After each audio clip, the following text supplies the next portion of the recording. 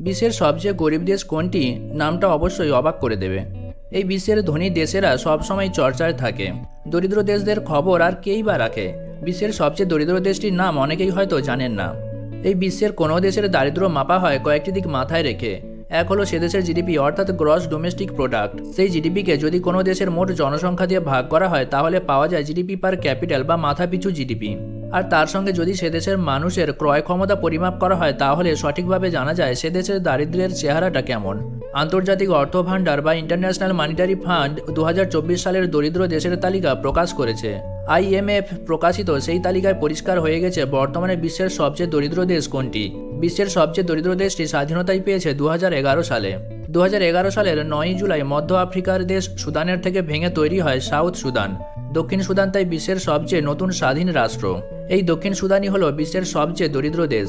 দক্ষিণ সুদানের পরই দারিদ্র্যের নিরিখে রয়েছে বুরুন্ডি, তারপর তৃতীয় স্থানে রয়েছে সেন্ট্রাল আফ্রিকান রিপাবলিক বা CAR বা কার, চতুর্থ দরিদ্র দেশ কঙ্গো, আর পঞ্চম স্থানে রয়েছে মোজাম্বিক। আর লক্ষ্য করলেই দেখা যায় বিশ্বের দরিদ্রতম 5টি দেশই রয়েছে আফ্রিকায়। কার্যত এখানেই শেষ নয়, আফ্রিকায় রয়েছে আরও অনেকগুলি দরিদ্র দেশ। তবে সবচেয়ে দরিদ্র এই 5টি দেশই। শুধু আফ্রিকা নয়, সারা পৃথিবীতে তারা সবচেয়ে দরিদ্র।